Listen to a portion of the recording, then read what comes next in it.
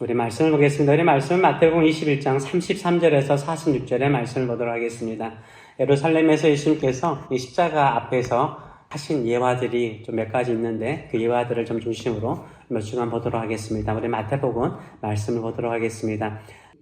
예수께서 이르시되 너희가 성경에 건축자들이 버린 돌이 모퉁이의 머릿돌이 되었나니 이것을 주로 말미암아 된 것이요 우리 눈에 기이하도다 함을 읽어본 일이 없느냐. 그러므로 내가 너희에게 이르노니 하나님의 나라는 너희는 빼앗기고 그 나라의 열매를 맺는 백성이 받으리라.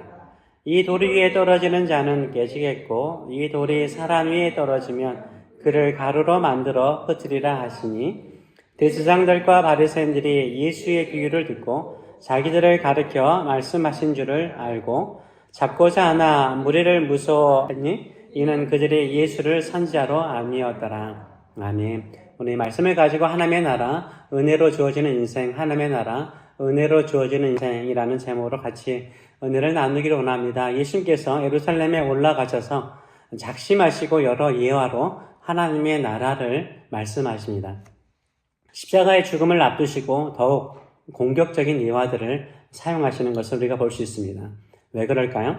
좀 깨우치고 하나님께로 돌아오기를 원하기 때문입니다. 좀 깨우치고 하나님께로 돌아오기를 원하기 때문에 좀 공격적인 예화를 사용하고 있습니다.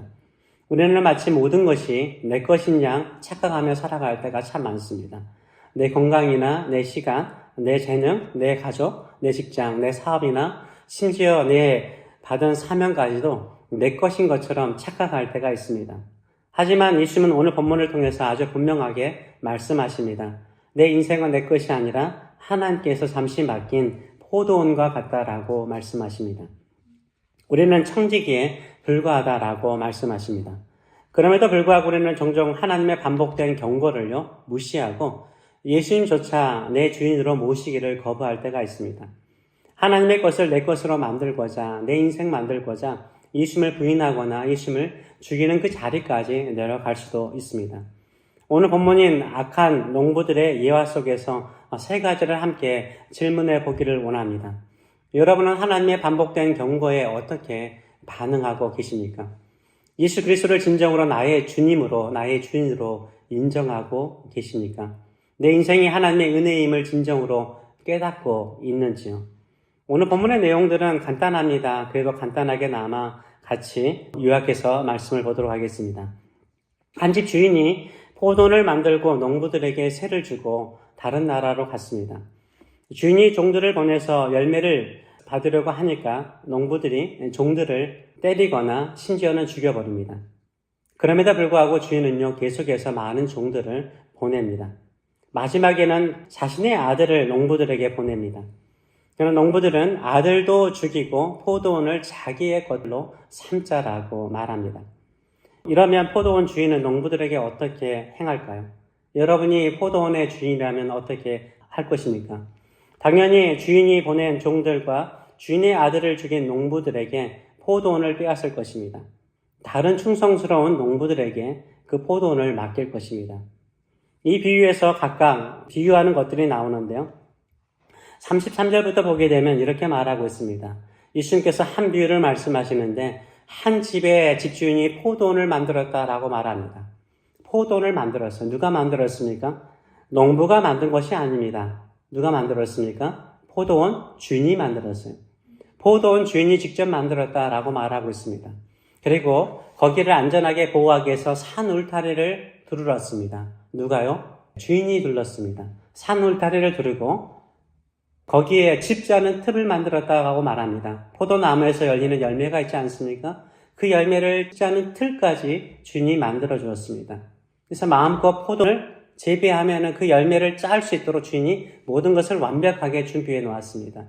여러분도 알다시피 옛날에는 포도원이 있더라도 도둑놈들이 많았죠. 그래서 그 보호하도록 망대까지 지어줬어요. 안전하게 포도원을 만들어줬어요. 산 울타리를 만들어줬습니다. 땅을 얼마나 좋게 만들어 놨겠습니까? 거기에다가 짚지 않은 틀까지 만들어줬습니다. 그리고 농부들에게요, 새를 주어서 주인이 어디로 갑니까? 타국으로 떠났어요. 주인이 같이 있으면 얼마나 불편해요? 그러니까 농부들이 너희들 마음껏 주인이 만들어 놓는 포도원에서 마음껏 포도를 재배해 보라는 거예요. 그런데 단 조건이 있다는 거죠. 그 열매를 거둘 때는 어떻게 하라고요? 주인에게 조금이라도 바치라는 거예요. 이게 다른 조건 아닙니다. 어려운 조건 아닙니다. 우리도 일상의 삶 속에서 경험하는 것 아닙니까? 그래서 때가 되면 열매를 거둘 때가 되면 주인이 농부들에게 종들을 보냅니다. 열매의 일부분을 얻기 위해서 종들을 보내죠. 그런데 어떻습니까? 보냈는데 이 종들을 어떻게 해요? 주인이 보낸 종들을요, 농부들이요, 때려요. 돌로 쳐요. 그뿐만 아니라 심지어 죽이기까지 합니다. 이렇게 보내는 종들을 죽이거나 때리면 주인이 가만히 있습니까? 가만히 있을 수 없죠. 한번 보내서 이렇게 하면 제가 주인이라면 당장 왔을 거예요. 당장 왔을 거예요. 이 주인은 그렇지 않아요. 농부들에게 수없이 기회를 줍니다. 오히려 그 위에는 더 많은 종들을 보내요. 그들에게 계속해서 열매의 일부분을 달라라고 요구하죠. 근데 그들은 어떻게 합니까? 계속해서 때리거나 죽인다라고 말을 하고 있습니다. 심지어는 이 주인은 어떤 마음을 갖냐면은 내가 내 아들을 농부들에게 보내면 그들은 내 아들이기 때문에 내 아들을 존대하게 여길 것이라고 생각을 했어요. 뭐가 있어요? 그래도 농부들이 양심이 있으면 내 아들까지는 죽이거나 때리지는 않겠지, 존대해 주겠지라고 생각을 했습니다. 그래서 아들을 보냈어요. 왜 아들이에요? 왜냐하면 그 다음에 보게 되면 농부들이 하는 말이 뭡니까? 이는 주인의 상속자니 죽이고 그의 유산을 다 차지하자라고 말하는 것을 보게 되면 외아들이라는 것을 알 수 있어요.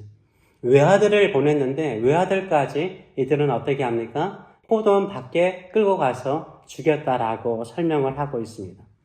여기서 보게 되면 이 주인은 누구를 말합니까? 이 주인은 하나님을 말하고 있습니다. 종들은 하나님께서 보내신 선지자들을 말하고 있습니다. 그리고 악한 종들은 이심 당시의 종교 지도자들 뿐만 아니라 유대인들을 말하는 거죠. 아들은 누구를 말합니까? 하나님의 독생자이신 예수 그리스도를 의미하고 있습니다. 하나님께서 아들을 보내시기 전에 수많은 선지자들을 보내셨습니다. 비록 선지자들을 돌로 치고 때리고 죽이더라도요, 하나님은 계속해서 자비를 베푸셨어요. 계속 기회를 주셨습니다. 회개하고 회복할 수 있는 기회를 주셨습니다. 오래 참으셨습니다. 오랫동안 참으셨어요.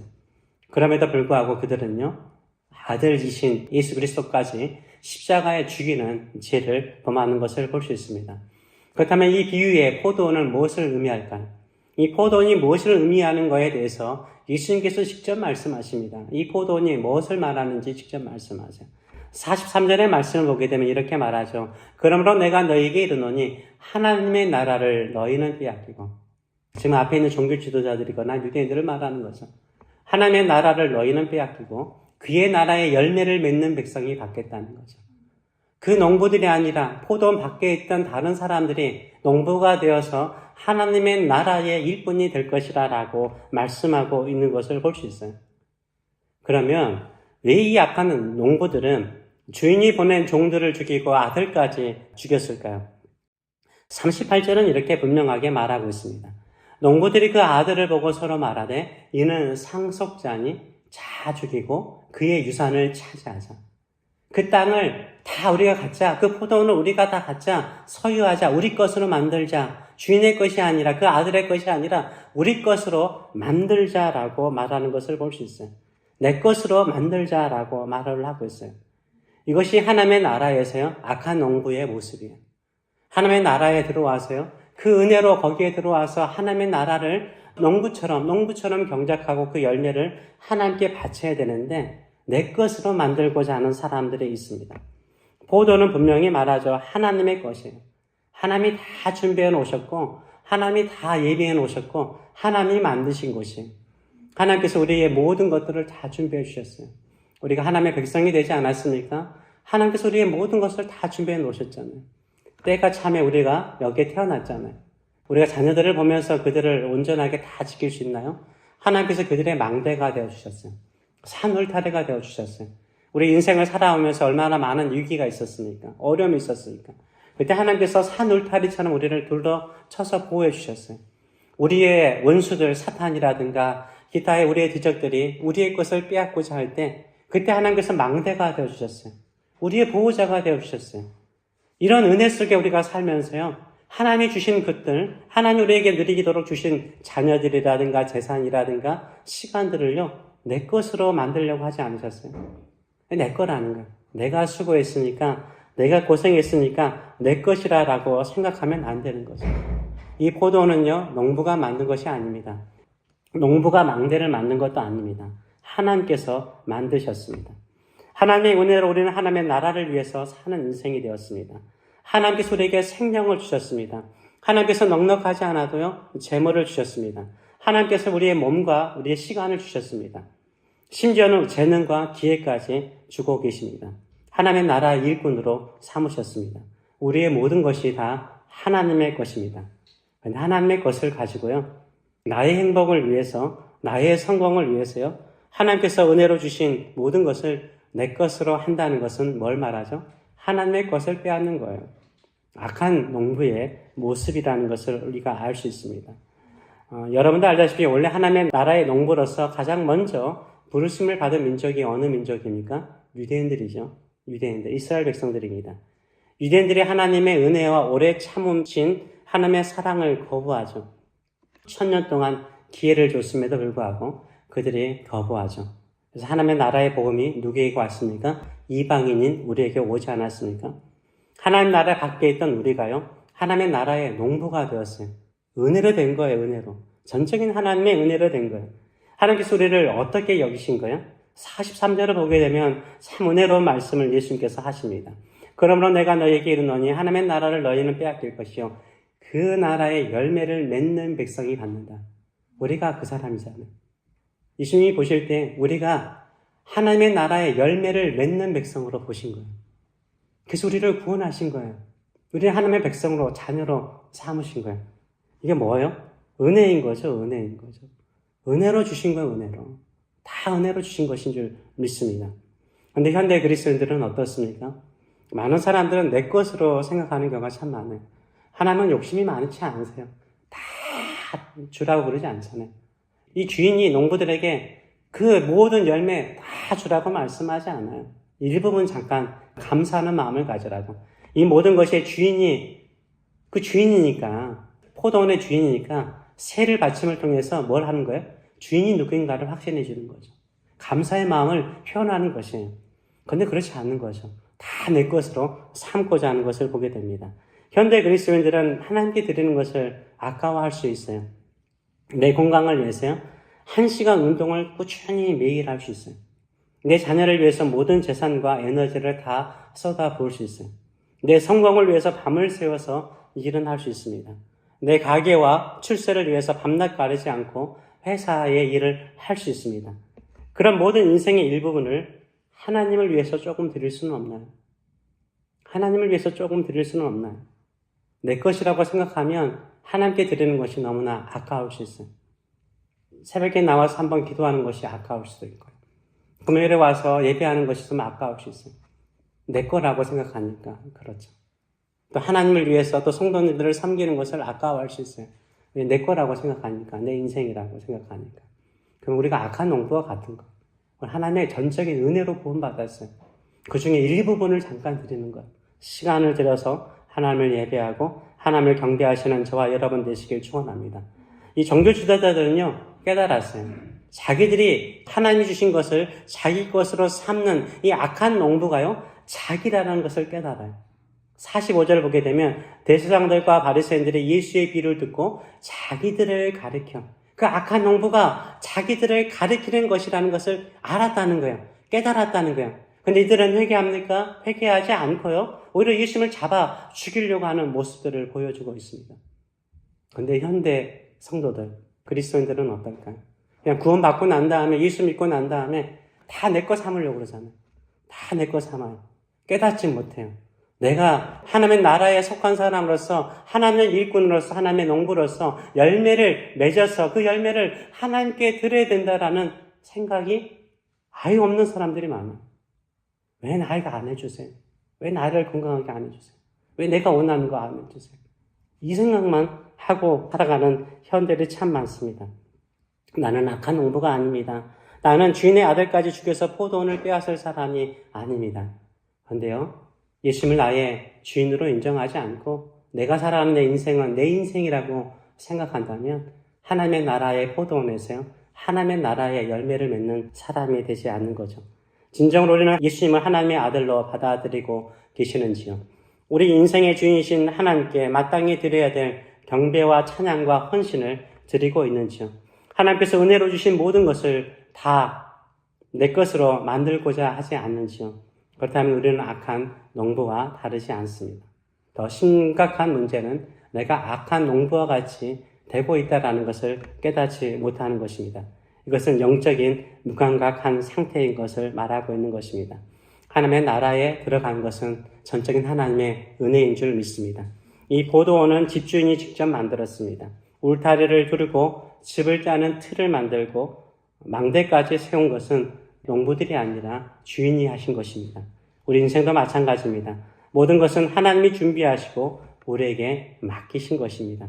우리의 시간과 재능과 또 우리가 속한 교회와 자녀들을 하나님께 온전히 드리시는, 열매를 맺어서 드리시는 저와 여러분 되시길 축원합니다. 가끔 우리에게 하나님께서 경고를 하시죠. 어떤 경고를 하십니까? 주변의 사람들이 죽어가요. 이 땅의 삶에 한계가 있다라는 경고를 하세요. 누구를 위해서 살고 있느냐? 무엇을 위해서 살고 있느냐? 은혜로 받은 구원의 생명의 시간들을 어디에 드리고 있느냐라고 경고하죠. 우리가 몸이 아플 때가 있습니다. 몸이 아프면 어떻습니까? 일종의 경고죠. 건강하지 않다는 거죠.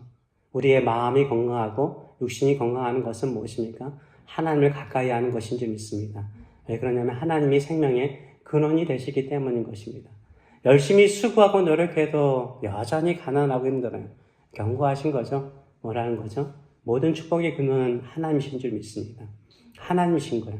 그리고 우리의 모든 시간, 우리의 모든 것들이 하나님의 것이에요. 하나님의 것이라는 것을 인정하고 받아들이고 나가면요, 하나님께서 회복시켜 주세요. 왜요? 하나님의 포도원이기 때문인 거예요. 내 것을 담으면 황폐해야 돼요. 어떤 열매가 없어요. 하나님의 포도원이다. 내 인생은 하나님의 포도원이라는 것을 인정하고요, 드리면요, 하나님이 산 울타리가 되어주시고 집자는 틀을 만들어주시고요, 망대를 세워주시며 풍성한 열매를 맺도록 하시는 줄 믿습니다. 이런 믿음을 가지고 살아가시는 저와 여러분 되시길 축원합니다. 오늘 이 시간에 다시 한번 묻습니다. 하나님의 경고를 무시하지 마시기 바랍니다. 예수 그리스도를 진정한 내 인생의 주인으로 인정하시는 저와 여러분 되시길 축원합니다. 내 인생의 전적인 하나님의 은혜임을 깨닫고 열매 맺는 삶을 살아가시기를 축원합니다. 아멘. 그런 마음을 가지고 우리 시간을 같이 고백하도록 하겠습니다. 같이 한번 고백하겠습니다. 따라하겠습니다. 내 인생은 내 것이 아닙니다. 내 것이 아닙니다. 하나님의 것입니다. 나는 하나님의 은혜로 부르심을 입은 일꾼입니다. 나는 은혜로 부르심을 입은 일꾼입니다. 주님 저를 경고하실 때마다 즉시 듣게 하시고, 저를 경고하실 때마다 즉시 듣게 하시고, 주님을 내 삶의 주인으로 높이며,